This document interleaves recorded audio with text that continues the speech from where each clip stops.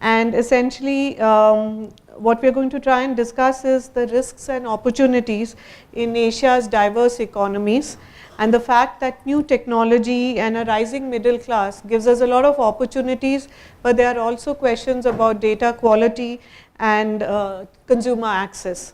So just to start off the conversation, I thought, we've been talking about digital research, but in the Asian markets, digital research is still about 5 or 8 years behind most of the developed markets. When I say digital, even online research has not really become the norm in many of the Asian markets. So just wanted to understand your perspective in terms of pan of the land as to what do you think the challenges are, why do you think it hasn't yet opened. Would you like to go first, Jason? Thank you. Well, I guess I could probably, sorry, to come back to that point of being behind, I think probably first of all we've got to look at infrastructure and if there's a platform there. And I can look at Myanmar as an example where when Kantar set up in beginning of 2013, mobile phone penetration was 5-6%, fixed line internet 1%.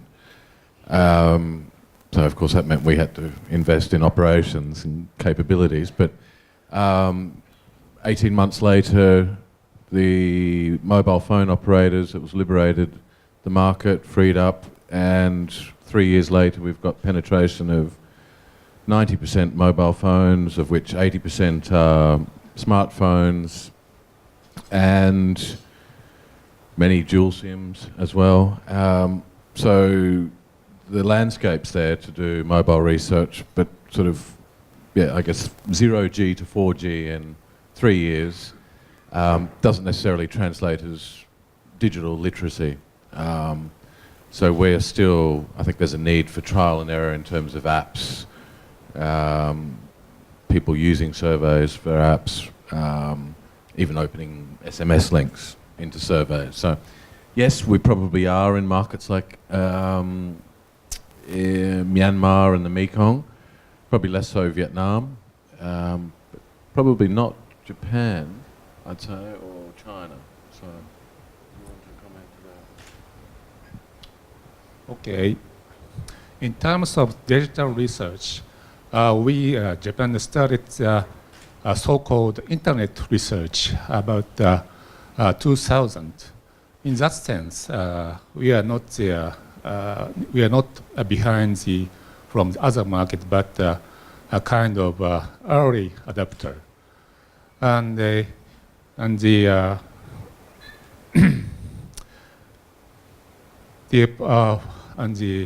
online research has been growing rapidly, and for the past 3 years, half of ad hoc research is online research. In that sense, we are a mature digital research country. So in that meaning, we are not behind from the other countries. In terms of China, just let me introduce some background on market research in China in general. So on the one hand, obviously, as we know, China is a very large and very complex market, so it's very diverse with many different customer segments, both demographically, but then also in terms of more intangible personal segments, basically. And this means that the requirements on market research are actually very high, so they're much higher than in the developed countries that we already are familiar with. But on the other hand, the market research industry in China is actually not as mature. So the reason is just that it's a very young industry. It came up in the 80s in China. So it was a subsidiary by PMG who basically started the first market research activities. So the methodological toolkit basically is not as mature as we know it from the Western or traditional research world. And the split that I would make in China is basically even not between conservative versus digital research, because we all know that digitalization in China is very fast.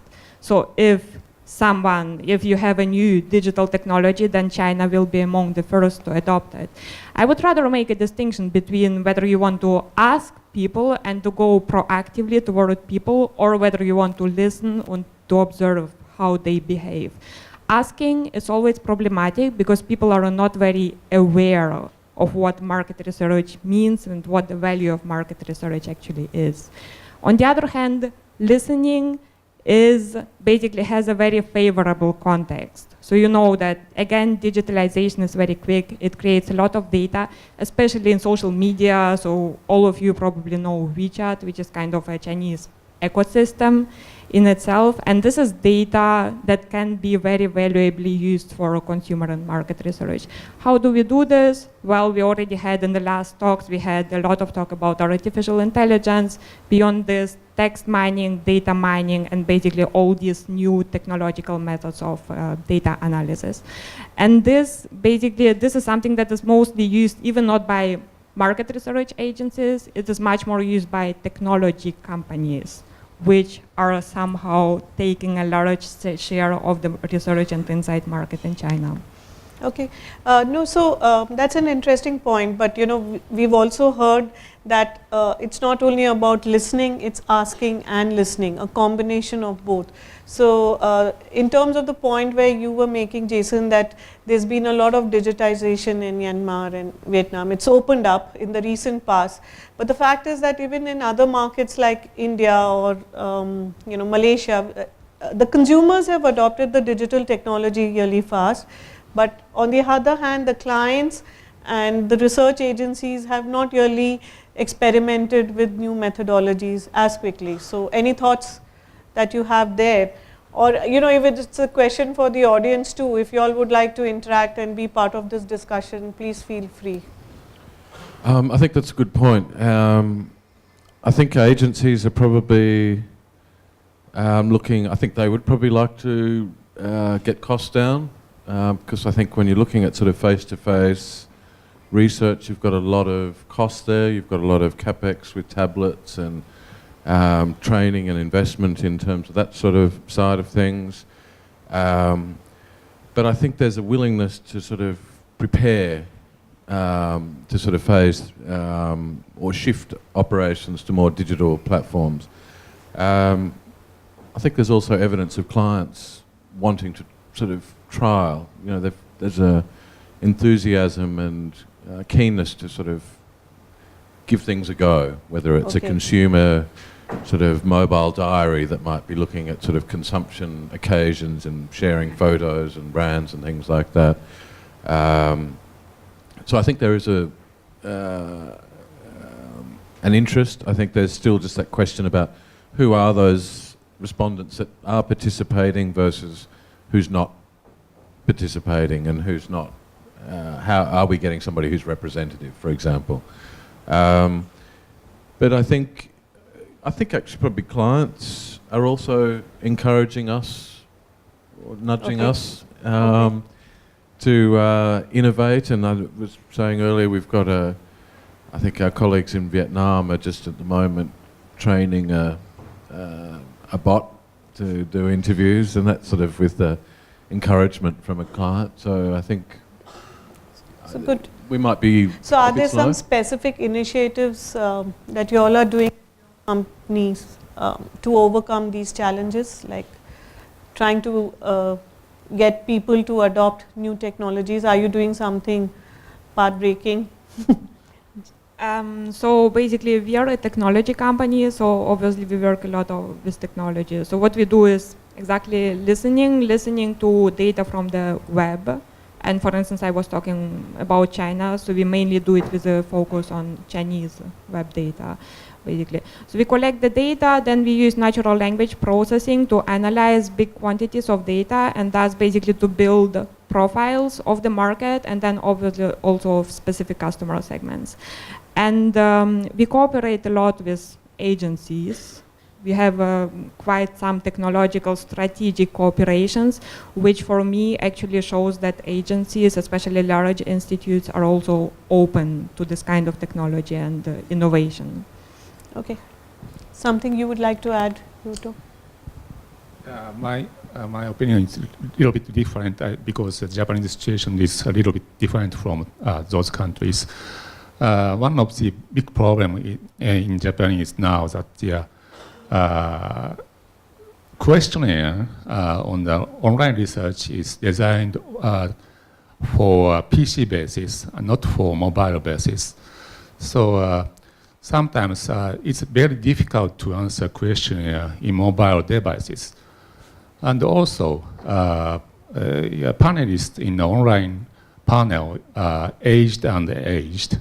And as a result, it's hard to reach to a younger generation. And also, younger generation do not use a PC, but mobile devices. So from both of two problems, it is very difficult to get a return of answer from younger generations. But do you believe you could reach this younger generation through some of these new technologies or methodologies we've been discussing? Yes, but there is a problem that now a questionnaire is quite lengthy, as you know. Sometimes it takes 40 or an hour to answer to one survey. So I don't think we can do that in mobile devices. I think that's a really good point, but I think that's a responsibility that we've got to really be sharper and more focused, because we can't do mobile surveys that long. It's, I think we've proved evidence at 9 minutes, 12 minutes maximum, depending on the market. But I think that's a discipline that the agencies are struggling, that maybe some of the people within agencies struggle with, is, that'd be nice to have, but actually it's not really core to what we need. So I've been meeting some clients and where questionnaires are about 45 to 50 minutes long. So what they're actually experimenting on trying and seeing if that questionnaire can't be split up, can't be reduced in size, but can we make different sections, so have 3 15-minute questionnaires. But then the challenge there is that it's not necessary that the same person would respond to all those 3. So you need to reach an agreement that you still get a representative sample, but you have different people answering different sections of the questionnaire and you pool in the data. So that's something that one has to work in association with the client to try and educate them and educate yourself to see how this could work. Fully agree. So I was thinking any examples you would like to share, like something that you all did which was a little out of the ordinary, which involved using some of these new methodologies, or you may have some with you, Jana, some actual live example of a particular industry or Yeah, category. so maybe an example also about new technologies. So yeah, I will just provide an example of a project about autonomous driving and how it is perceived and how it develops basically in the public opinion in China. So it was an automotive customer basically who asked us to do a study. So what they did previously was traditional surveys. They had like sample size from 1,000 to 5,000 Chinese people, so obviously not a very representative sample. And the key findings each time were that 30, 40, 50% of the people don't really know much about autonomous driving. What we did then was basically to analyze large quantities of forums, automotive forums, and then also social networks like WeChat, Weibo, etc., about these notions. And obviously then what you get is a very condensed data quantity with a high focus on this area and a high level of detail. So you don't get any statements of the kind that I don't really know much about autonomous driving. Obviously it's not a representative sample, so it doesn't represent the population, but it is something that actually obviously shapes the public opinion and shapes the opinion of the population. So then, and obviously the sample size was also much larger, which actually led then to more detailed and also better covered insights. Okay. So actually Jens was telling us that this could be an interactive discussion, so if anyone from the audience would also like to participate on some of the aspects raised, please feel free so that it can be more two-way rather than just us.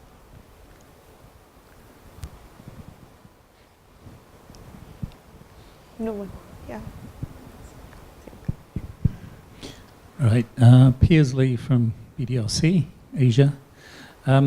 Just the issue about trying to get surveys mobile friendly. I mean, a lot of it's down to interview length, as you've already talked about. That there is a fundamental challenge in just, I suppose, instilling a discipline within client organizations and agencies that you can do a 10-minute survey. It's not a case that when you decide to do a survey, you need to throw in everything you can, and it ends up being a 40, 50-minute survey. But I still have not seen that sea change where clients will say, okay, let's do 4 surveys of 10 minutes rather than let's do 1 survey of 40 minutes, hoping that they can get 4 surveys for the price of 1 or 1.5. And I don't know what is going to be required really to just change that mindset, because we're still dealing with the same issue of too much, people trying to get too much from one survey. There's lots of different internal stakeholders who want their slice of the action, and I don't know what can be done to change that. And maybe we need a client, Yeah, so actually I was clients to comment. Yeah, I was actually asking, we have a lot of clients sitting here, if any of them would like to address that question on yeah, sure, Sujata.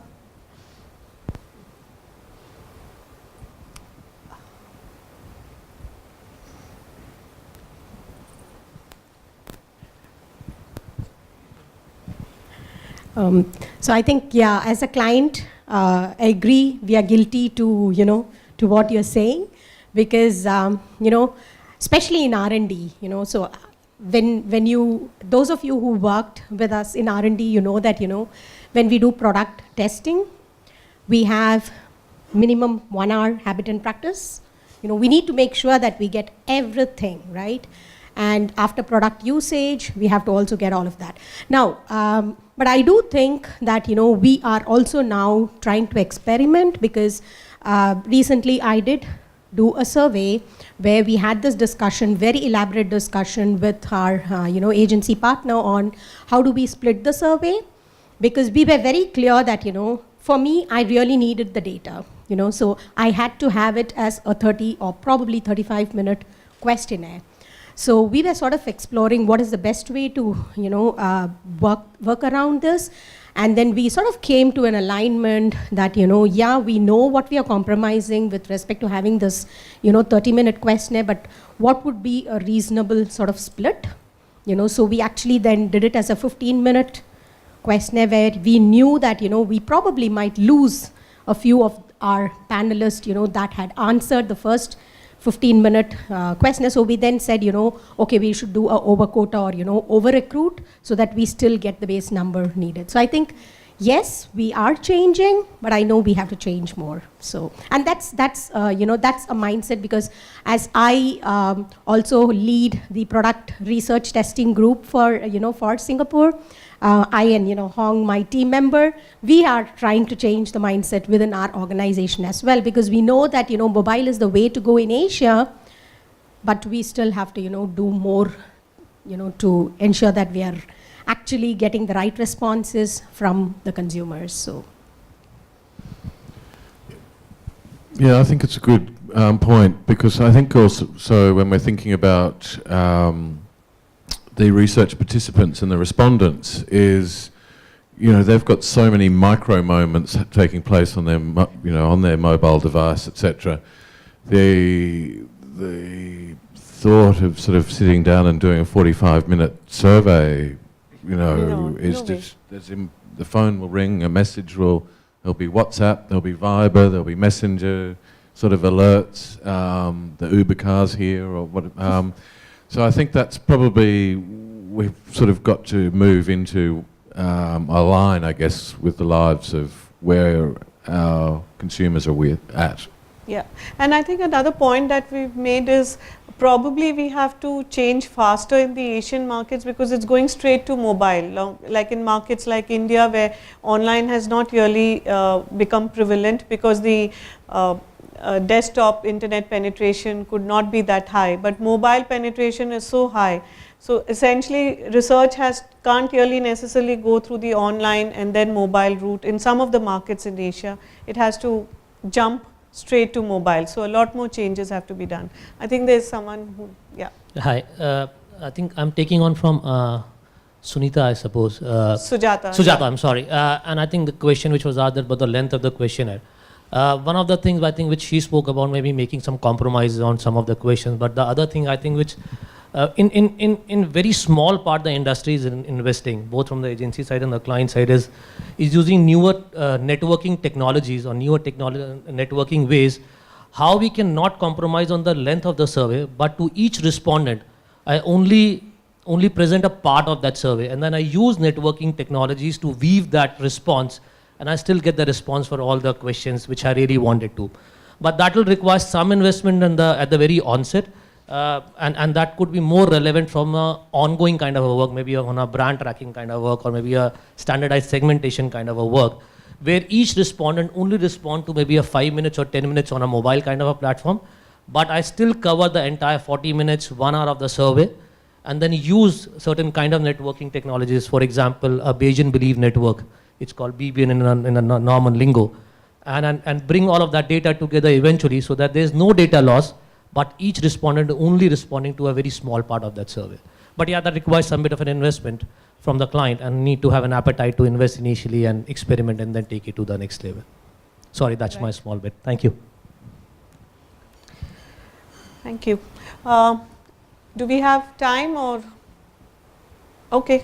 So just maybe one last question could be if there was something you would want to tell clients who are now entering the markets in Asia, any thoughts that you would like to leave them with in terms of when they're trying to do a study of the market or understand the consumers in the market? So how best to go about it? Wow. I think there's probably such there's such a range of, we've got Japan and China, which are so much more developed sort of in a scale down to, say, Myanmar, maybe Bangladesh and Cambodia, in terms of consumer brand exposure and experience. So I think it's probably difficult to be generalist on something like that. But I think it's probably the same approach that anybody would take entering into any new market, is understanding how does the market function, how do consumers engage with trade, with brands, with each other, in the household, with neighbours, in the community, and start from that sort of core. And I guess traditionally for us that's been sort of qualitative research, then it might be market sizing, and I think for us, we look at where at every sort of stage, where can we insert technology to make it richer, leaner in cost, and probably time. And if we feel, and I think that's sort of where the discussions with clients, if we feel that that's a good trade-off or benefit, then we'll pursue that. But like I say, it's sort of exciting, whatever we're doing in Myanmar, if it's sort of online sort of communities which we test, and some succeed, some don't, less so, shall we say, in terms of engagement.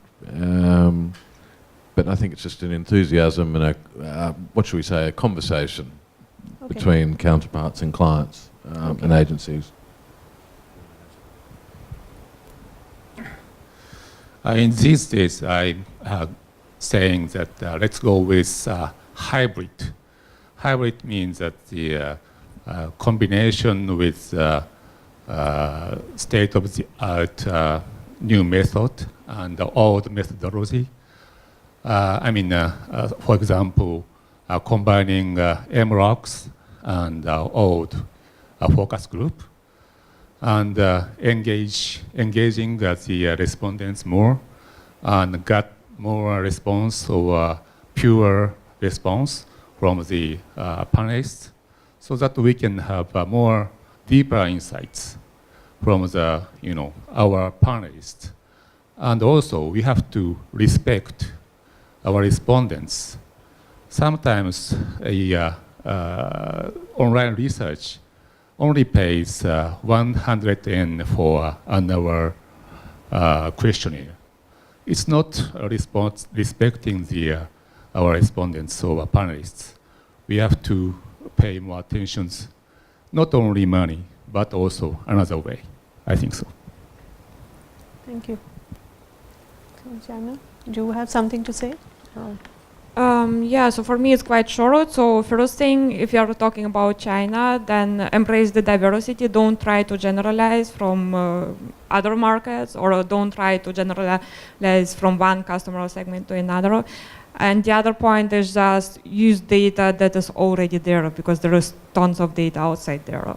It's not that you need to collect everything from scratch. Thanks. Okay, thank you. That's a great point. Thank you, everyone.